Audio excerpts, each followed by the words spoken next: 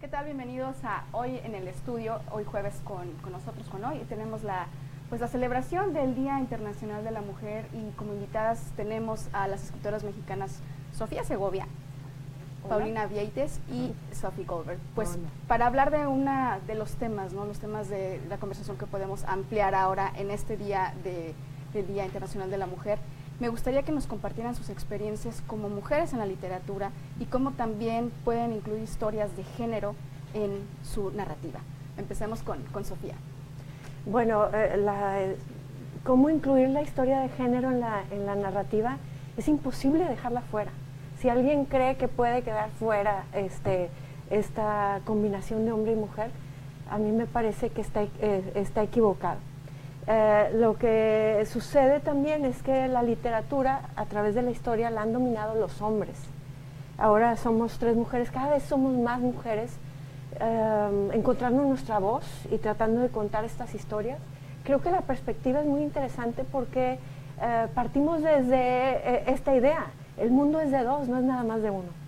Y entonces sí, en nuestras historias, si no es que son el personaje central, unas mujeres muy fuertes y muy importantes, siguen siendo muy importantes, porque no hay balance si no están los 2 géneros en la literatura.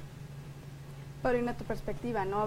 Lo menciona muy bien Sofía, el hecho también de balancear la historia, no se habla cuando se habla de feminismo, cuando se dice género, como que todavía en este tiempo crea un poquito de confusión o mucha, de que las mujeres quieren ser hombres, cuando no, se trata de que la mujer y el hombre se busque un balance y una igualdad en todos los campos. Sí, Gis, eso es justo lo que proponemos con Tres y Contando. Este proyecto nuestro es más allá de presentar nuestras novelas y de estar describiendo personajes, situaciones a través de nuestra narrativa. Desde el punto de vista de mujeres, es humanizarnos. Lo dice muy bien Sophie siempre, somos los únicos 2 vecinos que existimos, somos hombre y mujer, y entonces tenemos que hermanarnos y vivir en equidad. Entonces sí creo que se ha peleado, por supuesto, por los espacios que ya tenemos, que durante siglos sí hubo una desventaja enorme del género femenino en todos los aspectos de la vida, ¿no? En todas las tribunas. Ahora ya vemos cada vez a más mujeres que tienen una voz contundente, una voz muy valiente, que se están desarrollando en diferentes disciplinas, que están poniendo un ejemplo de lo que se puede conseguir. Hay mucho por hacer, ¿no? Pero nosotras 3 coincidimos en que sí nos hemos podido mover en equidad, en que hemos tenido abuelos, padres, parejas buenos que nos han demostrado que sí se puede lograr romper, digamos, estos estereotipos y los estigmas que se tienen en torno a la debilidad del género, a que somos el sexo débil y todas estas cosas, y nosotros también poner el ejemplo a nuestros hijos, ¿no? Las 3 compartimos el que somos madres, somos mujeres mexicanas, que somos profesionistas, que perseguimos nuestros sueños y que somos mamás. Y entonces también estamos dando un ejemplo a nuestros hijos de que todo se puede conseguir. La que quiera realizarse en el hogar, Gis, por supuesto, es la gran realización, el poder servir a los otros y fundar una familia, pero también en todos los campos de acción. Yo creo que todo se vale y lo que estamos viendo es que ya es mucho más abierto esto y que los hombres nos acompañan. No es una pelea la que nosotros tenemos con los hombres, ni mucho menos. Sería un contrasentido. Tres y Contando lo que quiere decir es derribar muros y tender puentes. Entonces nos queremos comunicar como seres humanos los unos con los otros. Y recordar, Gis, ahora que decían de la literatura, hay grandes de la literatura que escribieron desde voces femeninas, que hicieron grandes protagonistas mujeres de sus historias, un Tolstoy con Ana Karenina, etcétera. Entonces no hay que olvidar tampoco, y se radicaliza mucho y se piensa que hacemos solo literatura femenina. Pues ellos si hacían literatura masculina, qué importantes han sido las mujeres a lo largo de sus historias, ¿no crees? Sophie, ¿me puedes contar un poco más de cómo también, lo mencionaba Paulina, la literatura ayuda y permite crear puentes y derribar muros, precisamente ahora que tenemos esta división y esta confrontación en la comunidad de países, de México y de Estados Unidos? ¿Cómo la literatura permite también ser ese puente y ese vínculo? Claro. Mira, primero empezaría por decir, por ejemplo, que hemos caminado un gran camino desde los 1800, en que una mujer tenía que firmar como hombre, como George Sand, por ejemplo, para poder ser publicada. Entonces, de ahí a acá hemos avanzado muchísimo, ¿no? Ese es un muro que se derribó, diría yo, a través de la literatura. También quiero mencionar a las mujeres y hombres que leen, porque no somos solo las escritoras las que derrumbamos esos muros, sino también el lector. El lector aquí juega un papel muy importante. Afortunadamente, la mujer también cada vez más está leyendo, se está instruyendo, y eso hace que estos puentes se tiendan entre países, entre naciones, entre géneros. Yo creo que la literatura, desde el punto de vista de la escritora como la del lector, juega un papel importantísimo más hoy en día. A pesar de tener quizá esta posición alguna forma privilegiada que en México no todas las mujeres tienen, recordemos que hace todavía unos años muchas mujeres no podían ni siquiera estudiar, no podían ni siquiera salir a la calle a comprar algo, tenían que todavía el hombre decía, también aquí en este país. ¿Ustedes cómo, si en algún momento sufrieron alguna limitante a la hora de ser publicadas, a la hora de poder encontrar su carrera, o no la hubo? ¿En su caso no la hubo? Fíjate que es muy interesante, Gis. A mí en particular me pasó que una amiga periodista, cuando yo saqué Elena, cuando la publiqué, me quiso hacer una entrevista, porque yo hago charlas con café con autores y ahora ella quiso tener esta delicadeza conmigo de entrevistarme. Y después sacó un artículo muy interesante que se llamó Elena y las mujeres que piden permiso. Y lo que decía es, aún en la actualidad, un gran porcentaje de mujeres, pero hazte cuenta, arrollador, siguen pidiendo permiso a sus parejas de cómo vestirse, de si pueden salir a la calle, y siguen teniendo esta codependencia terrible, ¿no? Entonces yo creo que una cosa es saberse cuidar y compartir, digamos, esta preocupación de todos por preservar la vida, por mantener la dignidad y todo, y la otra cosa es que sigamos comprando esta idea de que necesitamos el permiso del otro para salir adelante, y ese permiso es social, es siempre este deber ser que nos está marcando: tú como mujer no puedes, no eres capaz, tienes que estar de X y Y manera cumpliendo con estos roles que se te asignan. Las primeras en comprárnoslos somos nosotros. Entonces también esto de derribar muros también es con nosotras mismas. ¿Qué discurso nos contamos? ¿Qué es lo que nos platicamos a nosotras mismas de lo que podemos o no ser capaces, ¿no? Y como antes se decía que las mujeres no nos acompañábamos y éramos las principales rivales de las otras. Sí creo que en el principio del feminismo tuvo que ser así, no sé si lo comparte Sofi, porque se empujaban casi y se daban de codazos para un puesto de trabajo que había entre 100. Ahora, como ya eso ha progresado gracias a estas mujeres que se la jugaron por nosotros, hay muchos más espacios. Entonces las mujeres estamos aprendiendo la sororidad, que quiere decir esta compañía de mujeres con mujeres para abrazarnos, para alentarnos. Nosotras somos tres ejemplo. Somos ese ejemplo, porque la verdad es que las del tres aliento vivimos, entre mujeres, sí, diferentes edades, pero sí, las tres somos narradoras, las tres somos comunicadoras, somos periodistas. Entonces entendemos que tenemos este lenguaje común y esta necesidad de conectar con el otro y la responsabilidad de usar nuestras voces, ya sean narrativas o de palabra, para decir esto nos preocupa, esto nos atañe, ¿cómo nos estás viendo Pero tú? hemos lo que tú dices, Pau, y creo que una palabra central es el estereotipo. ¿Cuál es el estereotipo de la mujer? Hablemos de la mujer mexicana. Bueno, lo decías tú. Todavía sufría el estereotipo de la mujer mexicana es bien duro, todavía, ¿no? El estereotipo del hombre mexicano es bien duro. Uno es la abnegación y el otro es el machismo, ¿no? Es una palabra muy mexicana, la palabra macho, pero no es una condición mexicana, es una condición mundial. Nada más que nosotros aportamos esa palabra al mundo a lo mejor. Pero resulta que hay que ir disolviendo esos estereotipos. Nosotros, yo creo que cada quien, para ahorita estar en donde estamos, nos hemos desprendido del estereotipo que la vida nos informa todo el día, todos los días. Mujer en la casa, la abnegación, los hijos primero, el marido primero, muchas cosas. Y para disolver este estereotipo tan duro, creo que necesita venir del convencimiento de algo en la vida que nos dice: no, puedes agregar más adjetivos a tu historia y no te creas tanto todo como se te ha contado la historia. Y en eso se me hace muy importante. Todas somos madres y todas fuimos hijas también, ¿no? Y cómo ahora nosotros le estamos contando la historia a nuestros hijos, que son mujeres y hombres. No, el feminismo ahora ya no es nada más de las mujeres.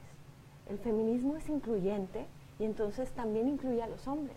Y hay que contarles la historia de tal manera que ellos logren separarse del yugo del estereotipo del machismo, que es durísimo y es muy cruel también.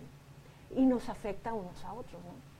Y siempre se dice, ¿no? Si se cría, no siempre, pero también se apunta hacia la mujer. Si el hombre es macho, si tiene una actitud macho, es porque lo crea una mujer y la mujer lo hace macho. También ese es otro de los estereotipos.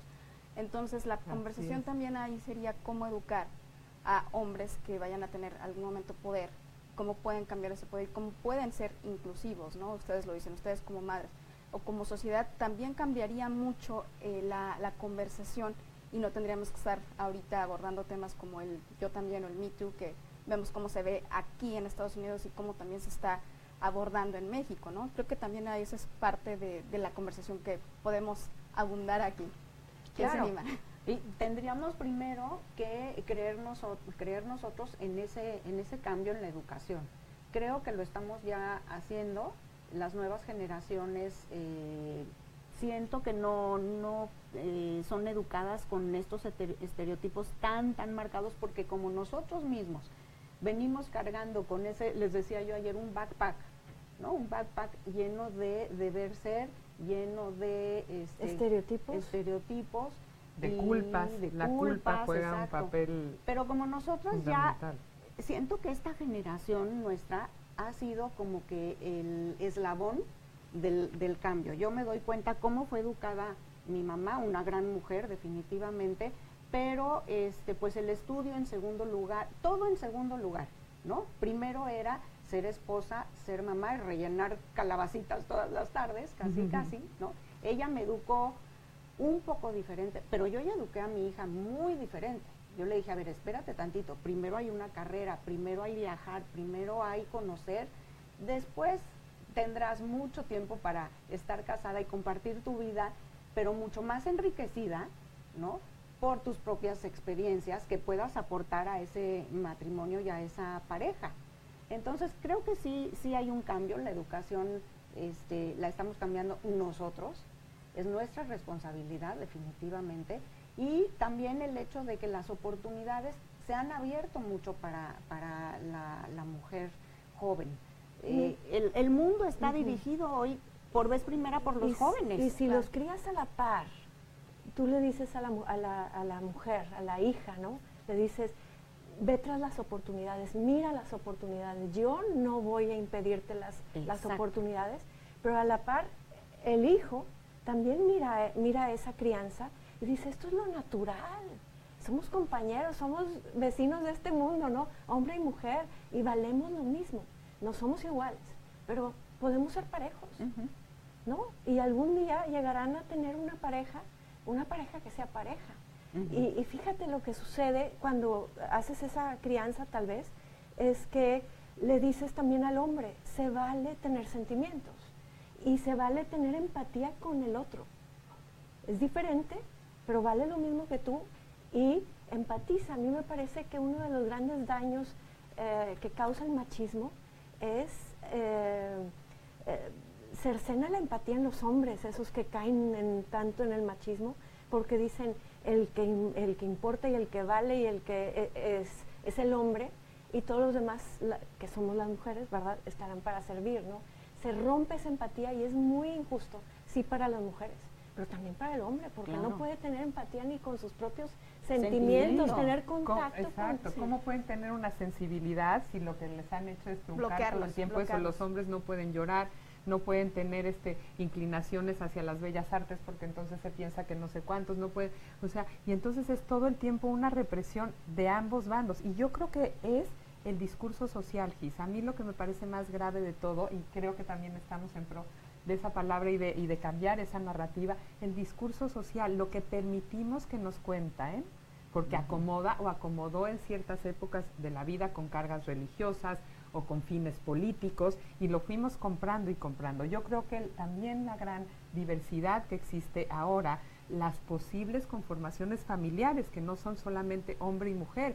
En los países nuestros latinos, los abuelos juegan un rol fundamental, porque los padres tienen que ir a trabajar y los abuelos son los que cuidan ahora a los nietos en Estados Unidos. Entonces, ¿qué es lo que pasa? Que están reconectando en dos sentidos, con la parte de sus raíces, pero también con toda la viralización, con toda la apertura que hay en las redes sociales que usadas para bien permiten discernir y permiten decir qué es lo que yo he comprado que a mí no me acomoda, cuáles son los roles que yo he asumido que no están bien y qué es lo que puedo hacer para cambiar ese discurso y esa narrativa, primero a mi favor, porque si yo estoy bien y equilibrado puedo ser un mejor ser humano, y luego también para ayudar a mis comunidades, para fortalecer quiénes somos, de dónde venimos, en el caso de los mexicanos, ahora con esto que está sucediendo tan delicado, cómo es la visión que se tiene en los Estados Unidos y cómo podemos hacer para cambiarla, y qué sigue para todos como hermanos.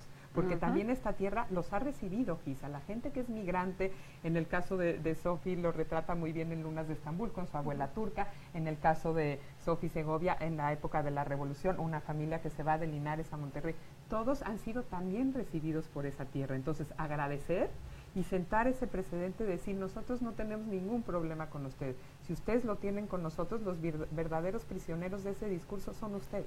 Y se trata un poco de cambiar también esto de los arquetipos que se han heredado desde qué tiempo, ¿no? Lo vemos también en el caso de las mujeres, los arquetipos de Hestia, de Atenea, de Afrodita, ¿no? Que todavía tener como muy estigmatizado que si eres mujer de cierta edad o cierta condición eres para una cosa y nada más de ahí no te puedes mover. Y eso también genera de alguna forma la violencia de género, que también es uno de los temas más fuertes y una de las problemáticas más fuertes en Latinoamérica. A nivel mundial, pero Latinoamérica y México todavía tiene unos índices altísimos de violencia de género. Fíjate que comienza en el hogar. Elena ha resonado por eso, Gis. Elena precisamente es una mujer que aparentemente tiene todo porque se mueve en una clase social alta y entonces tú dices, oye, le va muy bien, tiene casa, sus hijos están bien educados y demás. No, tiene un marido que la somete, hay una violencia intrafamiliar que empieza, fíjate, desde una violación en su noviazgo y ella todavía consciente casarse con él y pasa más de 20 años con esta persona creando una codependencia que la lleva a anularse casi por completo, a perder su autoestima y entonces ella se tiene que exiliar pero a otro país, ella siempre sigue estudiando y usa este canal de poder completar un doctorado para irse a la universidad en Madrid. Entonces pudo romper ese ciclo de violencia, pero es una violencia de la cual no se habla, porque como no llegan los golpes y no es tan manifiesta, siempre oímos estas cosas. Exacto, esta violencia emocional que es gravísima y de la cual no se habla y uno no se atreve a hablar porque es codependiente, ¿no? Entonces, ¿desde dónde agarras valor y sacas así la casta para decir esto ya no lo puedo tolerar? Entonces, ahí es cuando nos damos cuenta que la literatura no es que pretenda ser un libro de desarrollo humano, pero sí una gran catarsis y facilitadora de abrir estos temas, ¿no? Y en ese caso estás exponiendo que la violencia de género no solamente también es de una clase social. Hay más vergüenza, parece, en una clase, en una mujer que tenga ya una educación, una carrera, por lo mismo de el estereotipo, la idea de que no te pasa porque ya tienes... Tú eres una mujer educada, preparada, tienes mundo, tienes nivel, ¿por qué lo permitiste? ¿No? Y entonces también ir hacia abajo y decir, las mujeres que lo que están haciendo es traer el pan a su casa y su principal preocupación es pelear porque sus hijos tengan de comer, pues entonces seguramente nos están preguntando que también están en una espiral de violencia, ¿no? Entonces funciona en todos los estratos, ¿no? Y siempre hay un sentido de vergüenza, como lo que le sucede al migrante. En el migrante juega la vergüenza, ¿por qué? Porque como yo hice algo ilegal, entonces tengo que desapegarme de eso, educar a mis hijos en otra cosa y desconocer mi origen. Y creo que es al revés, a lo que venimos también es a enaltecer nuestro origen, a tener bien plantadas nuestras raíces y a seguir forjando identidad, que fue lo que hizo Ventura también en su momento, en las Lunas, ¿no? Así es. Pues me gustaría ahora platicar, porque podemos platicar de esto largo y tendido, pero me gustaría que cada una me hablara del proyecto, del libro que están presentando ahora, y también más de lo que es esta hermandad que han logrado con Sofía. Bueno, yo ahora traigo aquí el murmullo de las abejas, pero también hablo de otra novela que se llama Huracán. Mi inquietud al escribir es descubrir qué es México antes y dónde estamos ahora. El murmullo trata de una historia de la revolución, de una familia que encuentra un niño casi mágico que encuentran recién nacido envuelto en un manto vivo de abejas. Bueno, entre las abejas y el niño, la familia no sabe que lo reciben con amor, no saben al recibirlo que les va a cambiar el destino no nada más a la familia, sino también a la tierra. Y es una historia de amor por la familia, por la tierra, y también la de una tradición que puede acabarlo todo. Es una gran aventura durante la revolución. Y lo que ha sucedido es que me han dicho, oye, ¿por qué si ya la revolución ya la contamos tanto que, ¿por qué tú ahora te atreves a volverla a contar? O sea, y lo que sucede, y esto es importante me parece a mí, es que yo me di cuenta de que no todos hemos contado esa historia. Se cuenta desde un solo punto de vista, desde geográfico, del centro, desde un solo punto de vista de género también. En la historia de México casi no aparecen las mujeres, ¿no? Y entonces también se ha contado desde el punto de vista de solo los héroes de estampilla que nada más voltean hacia un lado. O sea, queda fuera en realidad la gente viva, que lo único que quiere es salvar a la familia, sobrevivir, luchar por la tierra, sí, pero si no, finalmente luchar por la vida, ¿no? Donde sea que te lleve. Entonces esta es una historia de migración del campo a la ciudad, como sucedió a México tras la guerra, que dejó de ser agrícola y ya surgieron estas grandes urbes porque el campo expulsó a mucha gente que hubiera querido seguir ahí, y que el campo ha expulsado también a mucha gente que viene también acá, cruza las fronteras, ¿no? Huracán, en cambio, es una novela más actual en la que el tema son los estereotipos precisamente. En Cozumel se juntan muchos personajes cuando ya viene un huracán climático, pero no se dan cuenta que en realidad cada quien ya trae su huracán interior, personal, causado por los estereotipos. No nada más el estereotipo que se creen, sino el estereotipo que también ellos envían a otros, el prejuicio, ¿no? Y la violencia que esto causa. Y aquí, bueno, hombres, mujeres, norte, sur, campo, ciudad, México, Estados Unidos, todos estos estereotipos, grandes estereotipos que nos atañen diario, están ahí representados en esta novela, y bueno, pues con mucho sentido del humor, con seriedad también, pero mucho sentido del humor porque es precisamente ver los estereotipos, ¿no? Y reírnos un poco de los estereotipos, y precisamente darle a cada personaje la libertad de decir, quiero seguir cargando con el estereotipo o me libero. Y entonces ya depende de cada personaje ahí, ¿no? Incluido el gringo que sale en la novela. Que también hay muchos estereotipos, Muy ¿no? divertido. Sí. Pau. Pues mira, Elena, también remarcar que es una mirada muy masculina.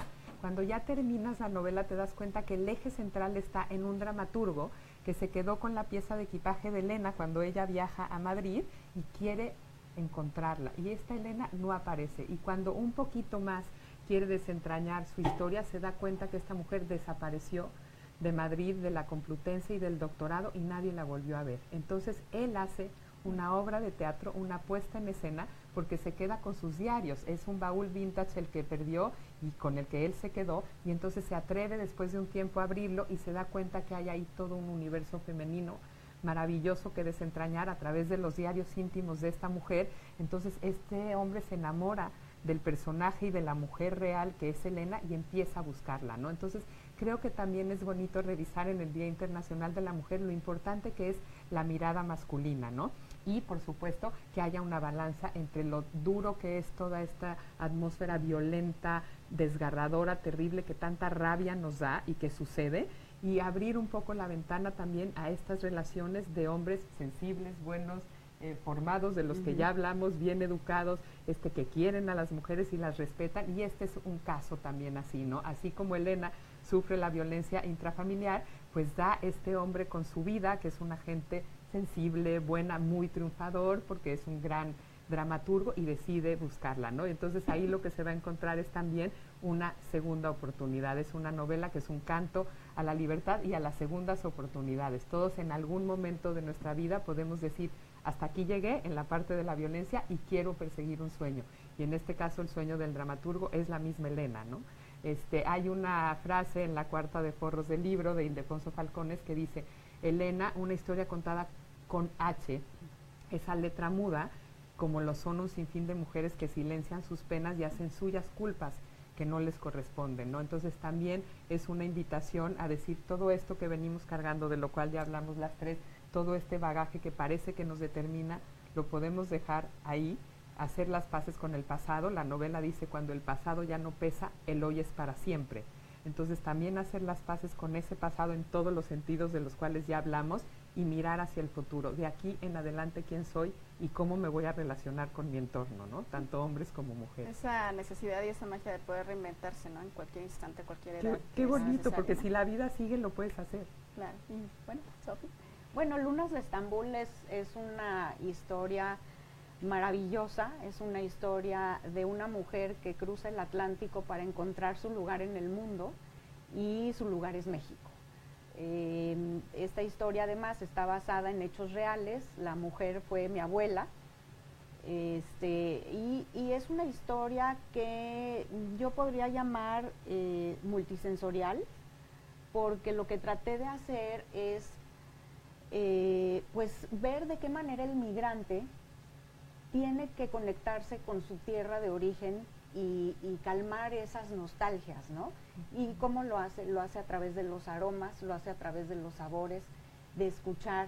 Entonces yo me acuerdo que mi abuela, además de que siempre cocinaba su comida turca y se llenaba su cocina de estos aromas que la hacían pensar en su propia madre y en su abuela y en su tierra, ponía sus discos de música turca y empezábamos a bailar y a mover la cadera, y siempre estuvo conectada con todas esas partes que la hacían ser una turca en México. Sin embargo, también incluyó e integró todo lo que encontró en esta nueva cultura. Fue muy apreciativa de las maravillas que encontró. Imagínate, los años 20 en México. ¡Wow! ¿Qué época más divina? Oye, di cuando se encuentra con un mango y qué hace con el mango. Es una anécdota maravillosa, porque ella baja del barco, imagínate, 28 días en un barco cruzando el Atlántico, sola, totalmente sola, baja en Veracruz, nuestra gran puerta de entrada a nuestro país, y ve a unos inditos con unos canastos en la cabeza vendiendo mangos, ¿no? Entonces se acerca a uno, le pide que le dé un mango y le da una mordida, con todo y cáscara, y así tal cual como estaba. Pues ella nunca había visto un mango, y así después el chilacayote y muchas especies y cosas que adoptó, que hizo suyas, y que a su vez nos heredó a través de su cocina, y nos heredó ese amor por Turquía, pero ese amor y también ese agradecimiento por la tierra que le abrió las puertas. Es una situación pues muy especial, porque ella es mandada a traer a México por un señor turco que quería una esposa, pero ellos no se habían conocido nunca. Se mandan una fotografía, que además, imagínate, no había Facebook Live, no había nada. Entonces se mandan sus fotografías, las cuales tardan 3 meses en llegar, una y la otra, y pues ella acepta venirse a las Américas a casarse con este señor al que no conoce y que es 15 años más grande que ella. Ella tenía 19 años. Dime tú si no estamos hablando de una mujer envalentada, arrojada, empoderada. Como les decía yo, ella no sabía que era una mujer empoderada en su momento, en los años 20, pero lo era. Imagínate si hoy cambiar de colonia nos cuesta trabajo. ¿Y ahora dónde voy a hacer mi súper? ¿Y ahora dónde? ¿No? Y te sientes extraña y te sientes extranjera en ese nuevo lugar, que a lo mejor queda a 4 kilómetros de tu casa anterior. Aquí cruzó millas náuticas para encontrar la felicidad.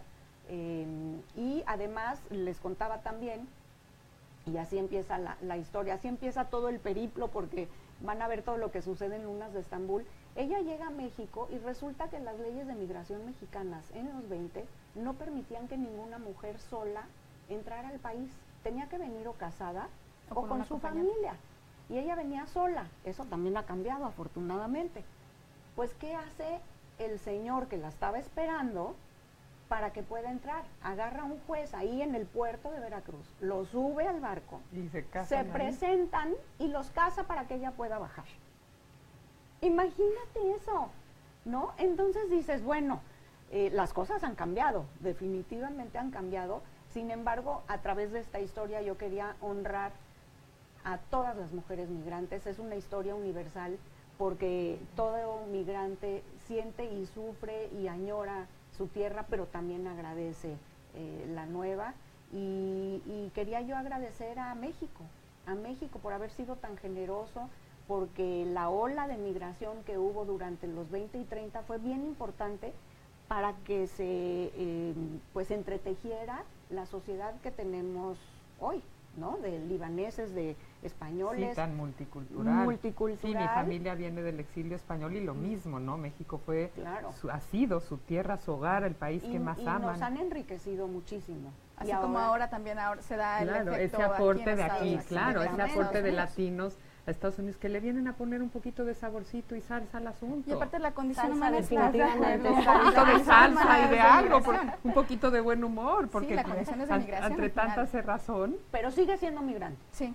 Sigue siendo migrante, Sí. y es así como un tatuaje, ¿no? Pero un tatuaje que hay que manejar de manera muy positiva, muy agradecida, ¿no? Porque pues finalmente las oportunidades se encuentran. Pero sí creo que ahora los migrantes acá en Estados Unidos tienen una responsabilidad. Y creo que surge más, siempre la habían tenido, pero surge a partir de este nuevo discurso que surgió hace 2 años, ¿no? Muy, muy duro, especialmente contra los mexicanos. Y lo que sucede es que creo que el sistema se aprovechó del silencio de los mexicanos. Sí, mucha salsa y mucha música, pero en realidad no hagamos ruido, no tengamos voz, y creo que ese ha sido un gran error, y por eso también Tres y Contando, nuestra intención es no nada más contar nuestras historias, sino también invitar a otros a que las cuenten. Es demasiado importante que los mexicanos y todos los hispanos acá en Estados Unidos se unan, empiecen a contar sus historias como lo hicieron los italianos y los irlandeses y los griegos, que a través de la literatura o del arte o muchas manifestaciones más, han encontrado su voz, y ahora nadie se atreve a contar su historia por ellos. Ellos la están contando, porque si alguien las contara por ellos, las contaría también muy mal. Acá el silencio otorga, el que calla otorga. Y lo que ha sucedido es que alguien más tiene esa voz, alguien más está contando esa historia por nosotros, y mal contada, con hasta mala intención, ¿no? Pareciera. Allegedly, ahora tienes que decir eso. Allegedly. Y entonces, esta es una invitación a decir, los que puedan escribir, los que puedan hablar, los que puedan salir a decir esa historia que están contando, que parece una única historia, que nos trata de meter a todos en el estereotipo, en un estereotipo muy cruel y muy injusto, no es real. Somos múltiples historias muy buenas, y también, o sea, no hay que negar también, lo que no funciona, ¿no? Precisamente lo de cliché el o los hombre, la estereotipos mujer, los mexicanos. estereotipos, Claro. hay que irlos sanando, sí, pero también hay que contar lo que sí funciona, lo bueno que se aporta, las historias que los tienen acá también, son historias de dolor. La mayoría emigra no porque quiere emigrar. Exactamente, Tiene que emigrar es porque forzoso, no hay claro. manera de trabajar, Los grandes no hay manera de detonadores desarrollarse tampoco allá. Los grandes detonadores son el hambre y la guerra. Y eso es a través de la historia, no es exclusiva esta historia nuestra, es mundial, y es desde el primer ser humano, ¿no? Esta historia viene desde siempre. Y ahora resulta que se habla de la migración del refugiado con desprecio, y como si nada más perteneciera a ciertas naciones, y no es así. Este mismo país empezó con Está hecho de refugiados, inmigrantes, absolutamente. empezó con Multicultural. los primeros refugiados aquí en este país, venían del Reino Unido por hambre y en busca de libertad religiosa, en su caso, pero lo han olvidado. Ahora resulta que esta palabra refugio es despreciable y es nada más para ciertas personas. Es porque se les ha otorgado ese derecho a hablar y a contar la historia. Entonces vamos a ocupar los espacios, ¿no? Y esa necesidad, me gustaría también enfatizar esa necesidad de contar las historias de los mexicanos que emigran o la cultura que se hace aquí ya de mexicoamericanos, porque al final se queda como en una especie de limbo, Sí, como decían, no eres de aquí, no eres aceptada acá, ni tampoco ya no eres de allá. Sí. Ya es una situación de identidad un poco compleja, porque el migrante todavía quizás sigue añorando.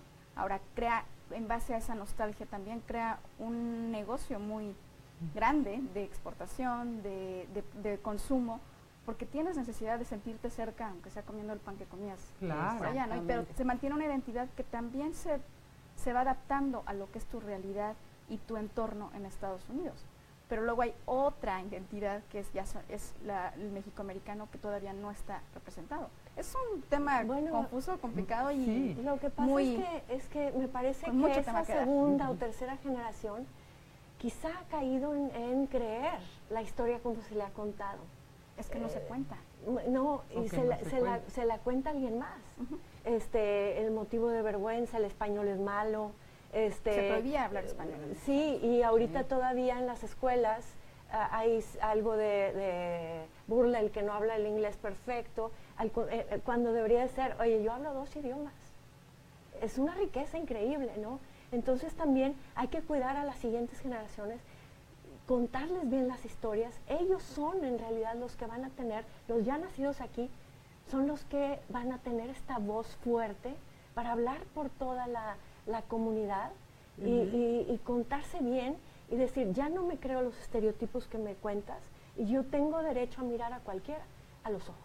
Y también creo que abrigar a las dos tierras, ¿no? En cualquiera de las circunstancias, yo creo que tiene que haber como este sincretismo en tu corazón y hacer las paces y decir, de los dos tengo algo. Yo estaba recordando que cuando fui por primera vez a España eso me pasó, porque yo tenía siempre esta idea de esa España de la cual habían salido mi padre, mis abuelos, y yo quería conocer y experimentar. Y de verdad que cuando pisé por primera vez ahí, como le pasó a Sofi, tú sientes que perteneces, ¿no? Y entonces casi lloras y besas la tierra, casi como el Papa lo hace honrando a cada ciudad y a cada lugar, y quieres perseguir esas historias que perdiste en el camino, porque también eres tú, porque eso también te determina, pero no está peleado lo uno con lo otro. O sea, si seguimos librando esta batalla al interior y externamente se nota, y por eso hay esos extremismos y por eso hay tal radicalización. Creo que tenemos que aprender a convivir con ambos y sacar lo mejor de todo lo que nos conforma, las raíces de las cuales venimos, el territorio que ocupamos, la casa que ahora nos da la bienvenida, el país que nos acoge. Entonces yo creo que el discurso verdadero es que somos ciudadanos del mundo. Y entonces cuando tú te percibes ciudadano del mundo, puedes ahora viajar aparte virtualmente, no necesariamente tienes que agarrar tu baúl o tu maleta e irte de viaje, puedes conocer otras culturas, decidir aprender otros idiomas, conocer esas costumbres y adentrarte casi sin salir de tu casa. Entonces en el momento que te abres tú el mundo, en ese momento empiezas a ser incluyente, empiezas a entender que el otro es diferente a mí porque lo conforman todos estos factores, pero a la vez nuestro ser humano es el mismo, tenemos las mismas penas, las mismas necesidades, las mismas alegrías, las mismas búsquedas, el mismo deseo de pertenecer, de ser amado. Entonces cuando entendamos eso, yo creo que ahí sí es cuando verdaderamente se van a diluir las fronteras, empezando por las nuestras, los límites que nosotros nos ponemos, y luego con las que los países nos quieren marcar. La diplomacia internacional, esta labor, por ejemplo, que está haciendo el consulado de México en Chicago, de abrirnos a nosotros las puertas y a tantas manifestaciones culturales, sí sienta un precedente de decir, borremos esto, ¿no? Abracémonos todos, entendamos que somos ante todo un género humano que quiere subsistir, queremos por lo menos esta vida que nos toque vivir. Yo por lo menos sí quiero vivirla lo mejor que se puede y creo que todos los demás también. Entonces abracémonos, démonos la mano y veamos qué pasa a lo largo del camino, ¿no? Que nada sea determinante, todo puede ir cambiando y transformándose y respetar también eso, ¿no? Fíjate que Guillermo del Toro, precisamente ahora que ganó, andamos de gane. Bueno, Guillermo del Toro me gusta mucho, no nada más como director, sino como ser humano y como mexicano, es espectacular. ¿no? Él sí asumió la responsabilidad de subirse a recibir el premio y unirnos como mexicanos, ¿no? Simplemente aquella frase que dijo, porque soy mexicano, y así hizo un hashtag, y creo que Soy debemos de unirnos a ese hashtag, porque soy mexicano, y sentirnos orgullosos. Pero él dijo que la vida se encarga de marcar líneas en la arena, ¿no? Y que el arte que todos, y lo estoy interpretando porque no me la sé la cita así a la cual, pero que debemos encargarnos todos de ir borrando esa línea en la arena. Es muy fácil borrar una línea en la arena, solo tenemos que tener la visión y la voluntad. Y yo creo que él hizo, pues dio grandes pasos para borrarla. Ahora hay que unirnos a eso, y es también esa nuestra invitación. O sea, vamos a tender puentes, tumbar muros, y darnos cuenta que andamos en la arena, se hacen las líneas en la arena y las podemos borrar. Pues les agradezco mucho, aquí nos podemos quedar horas y horas viendo de un tema a otro. Gracias por la visita, por estar aquí con nosotros. Gracias a los que están conectados y los que nos van a ver después. Ay, sí, y que estén pendientes de su obra y de su tresycontando.com, ahí pueden encontrar y de sus voces y de su perspectiva, ¿no? Unirse un poco más a la perspectiva y ampliar la perspectiva personal. Exactamente. Muchísimas gracias. Gracias. Gracias por el espacio.